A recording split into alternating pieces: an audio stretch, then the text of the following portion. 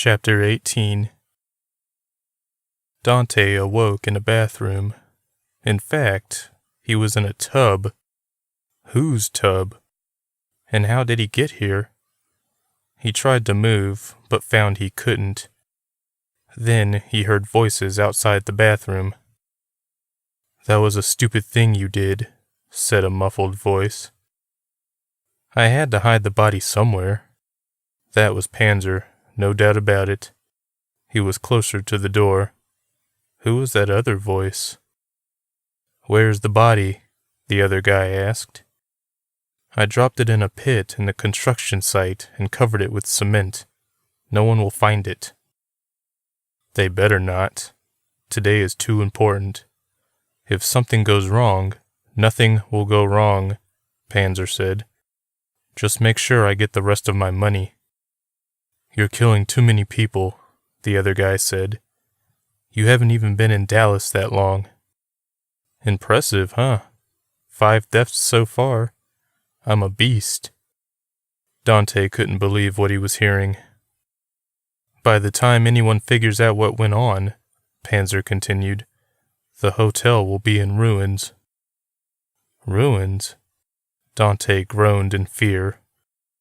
"What was that?" the other guy asked suddenly. "Nothing," Panzer said. "Is there someone in there?" "Yes, but I'll take care of it." "You better. And you make sure Garth does his part." Dante held his breath. He heard the room's door open and close. A second later, the bathroom door opened and Panzer walked in. His hulking frame loomed over the tub. "Hey there," Panzer said quietly as he sat on the lip of the tub. "Sorry about earlier. You walked in on me taking care of business. I was going to take care of you too, but changed my mind. Your head probably hurts from where I butted it. Sorry." Dante suddenly realized his head did hurt. He tried to talk, but something prevented it. "Tape? If I take this off, do you promise not to scream?" Dante nodded. Panzer pulled the tape off. "Why are you doing this?" Dante asked immediately. "It's not me, it's Garth. He has a score to settle." "With who?" "It's with the producer of that silly sci-fi show. Garth blames her for his mom's suicide." "So he's going to blow up the hotel?" Panzer raised his eyebrows. "How long have you been awake?" "Long enough. Is it true, Maine?" "Yes, it's true. He worked so hard on that bomb. Otherwise, I would have just broken the woman's heart." "What are you talking about?" Dante asked. "I can make people's hearts explode. It took me years to perfect it. It's pretty effective. Better than stabbing or shooting somebody anyway." "Are you going to kill me?" Dante asked. For a moment, Panzer stared at him silently. Then he said, "No, but you will die in the explosion. The ballroom is directly beneath us. Garth designed the bomb a certain way, but I tampered with it. The explosion will be a lot more devastating than he planned. According to Garth, at least the 3 floors above the ballroom will be completely destroyed."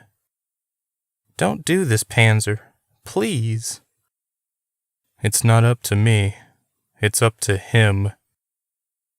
He replaced the tape on Dante's mouth and then left the bathroom.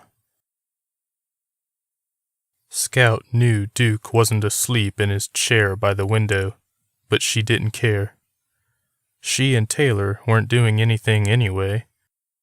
Definitely not anything he'd be interested in seeing.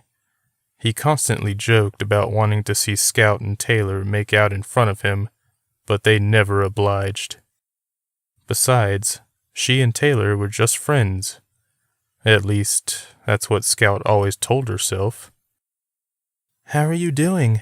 she asked Taylor. "Fine now. Sorry I stormed out like that." They grew silent once again. The quiet, moody techno played on from Scout's cell phone, and she basked in the atmosphere. She looked over to the window and listened to the air conditioner hum. She couldn't imagine being anywhere else right now. Taylor suddenly wrapped an arm around Scout's torso. "Is this okay?" Taylor asked. "Yeah." Duke snorted from his corner. "Yep, definitely awake, but he wouldn't be for long. Air conditioners always put him to sleep." Scout's attention was drawn to the empty bed that separated them. Was Dante still with Panzer? "That Garth guy is really interesting," Taylor said. "Really?" Scout asked. "How so?" "He snuck us into the ballroom." "How did he do that?" "The ceiling," Taylor said with a quiet laugh. Scout's attention was piqued. "The ceiling?" "Yeah, he crawled through the ceiling and unlocked the door from the inside. It was pretty neat in there. I guess they're having something important later today."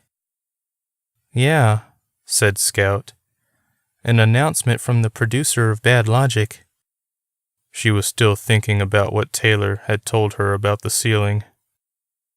"Garth actually asked me why we aren't together." Scout snapped back to attention.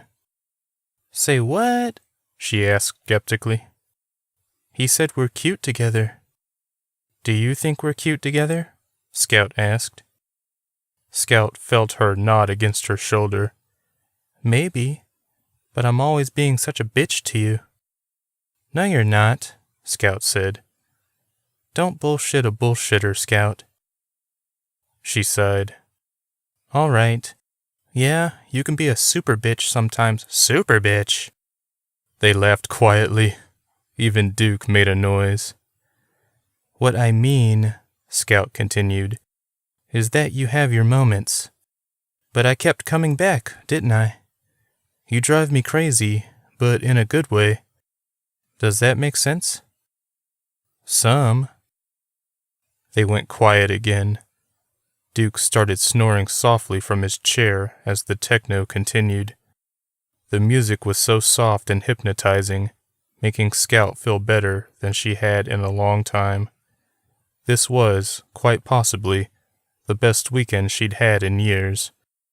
She got to meet August Dickerson, of all people. And now she lay with Taylor, and they were discussing a possible relationship. Scout had wanted this for years, ever since they first met. "I would never leave you behind," Taylor suddenly said. "What?" "Like in that zombie game. I made it to the Haven and left you and Duke behind." "That was just a game." "I know, but still, I would never do that. You know that, right?" "Of course I know that," Scout said. "You saved Duke and me last summer when you brought the cops. Ricky was seconds away from killing me. You're my hero, girl." Taylor chuckled into Scout's shoulder. Then she kissed Scout on the lips.